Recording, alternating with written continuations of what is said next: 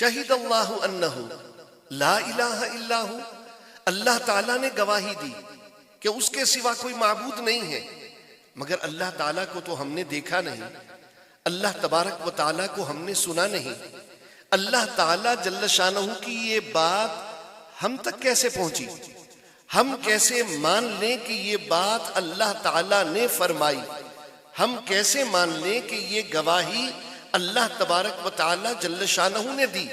اس لیے کہ اختلاف ہی یہاں ہے کہ کائنات کا خالق ہے یا نہیں، کائنات کا معبود ہے یا نہیں، معبود ہے تو وہ ایک ہے یا ایک سے زائد۔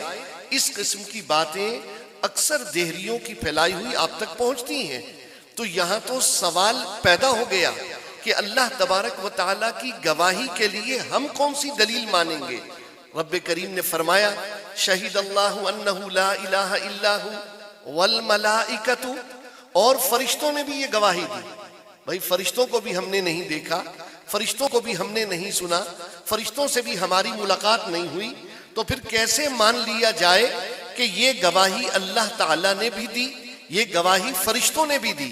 پھر رب کریم نے فرمایا وَأُولُو الْعِلْمِ قَائِمًا بِالْقِسْطِ وَالْمَلَائِكَةُ وَأُولُو الْعِلْمِ قَائِمًا بِالْقِسْطِ، یہ گواہی اللہ تعالیٰ نے بھی دی ہے، یہ گواہی فرشتوں نے بھی دی ہے، اور یہ گواہی علماء نے دی ہے۔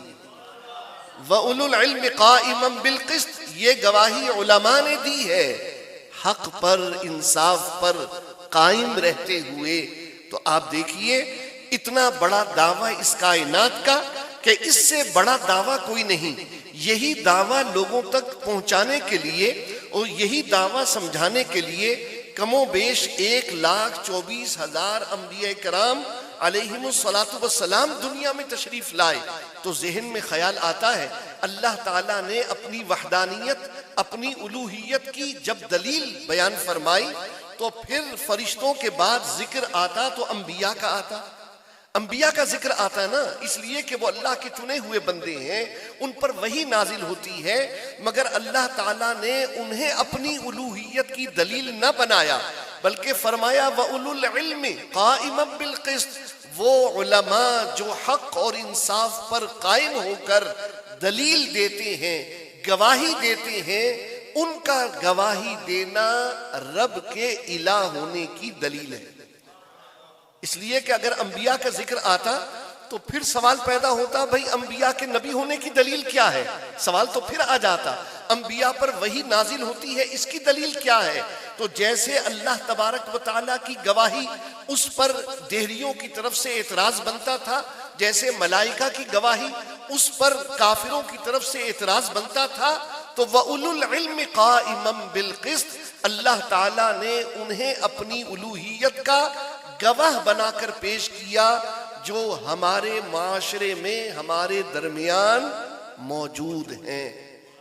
پوچھئے ان سے اللہ کون ہے، پوچھئے ان سے اللہ تبارک و تعالیٰ کی ذات و صفات کیا ہیں، پوچھئے ان سے اللہ تعالیٰ کی پہچان کیا ہے۔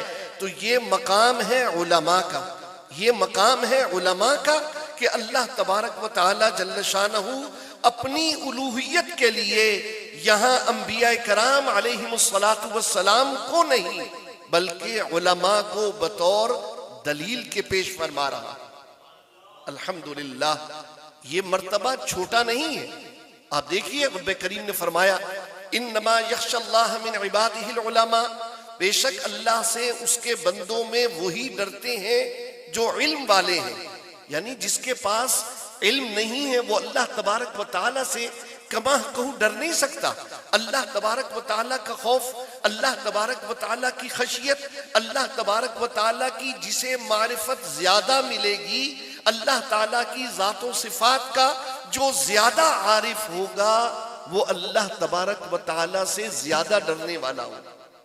اسی لیے ہمارے اکابرین نے فرمایا رأس الحکمت مخافت اللہ، حکمت کی اصل اللہ کا خوف ہے۔ کئی علماء نے فرمایا، محدثین بڑے بڑے ہمارے اکابرین لکھ گئے، انہوں نے کہا جس میں اللہ کا ڈر نہیں ہے نا وہ عالم ہی نہیں ہے۔